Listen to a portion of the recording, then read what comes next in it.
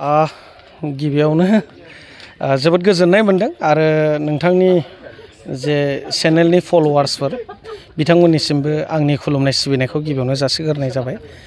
नैबे गुथाल फिल्माव जे Michael मुसाहारिनि डाइरेक्शनाव सोमजोर producer बिथांनि जे प्रडाक्शन जे जोर फिल्म प्रडाक्शनाव बिथांमोना आंखौ खावलायनायलाय दा बे स्क्रिप्टखौ मोननानै एबा बे रलखौ मोननानै जोबोद गोजोननाय मोनदों गिबियावनो। मानोना फार्स्ट टाइम फुल कमेडि फिल्मा बर'आव नैबे गुथालाव नुनो थांगासिनो दं नोंथांमोना।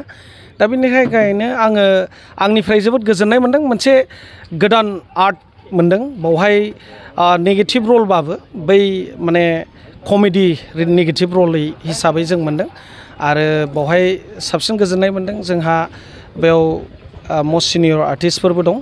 जोंहा राजश्री बिथां आदाबो दं आरो लोगोसे बेवहाय मोजां मोजां आर्टिस्टफोर दङ। दा बेवहाय आं मोनसे बुस्थु रायजोफोरखौ खावलायनो साननाया बेनो, बे फिल्मखौ नायनानै निस्सय गोजोननाय एबा रंजानायखौ मोनगोन, माने मिनिहोनो हागोनखौ आं नुहुरदों बे फिल्मनि गेजेरजों।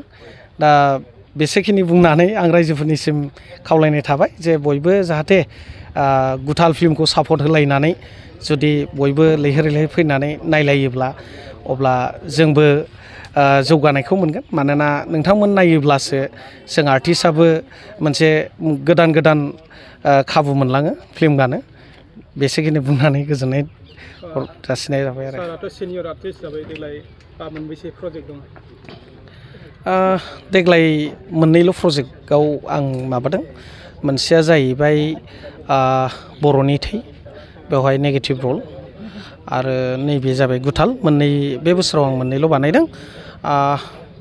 दा जिखुनु हक मोनसेया जाहैबाय मस्ट हारिखौ लानानै बर'नि थै फिल्मखौ हारिखौ लानानै मोनसे फिल्मखौ बानायदों। नैबे गुथाल फिल्मा जाहैबाय कमेडि फिल्म, फुल फार्स्ट टु लास्ट जोंना गिबिनिफ्रायनो जोबथासिम कमेडि हिसाबैनो फिल्मखौ बानायदों आरो।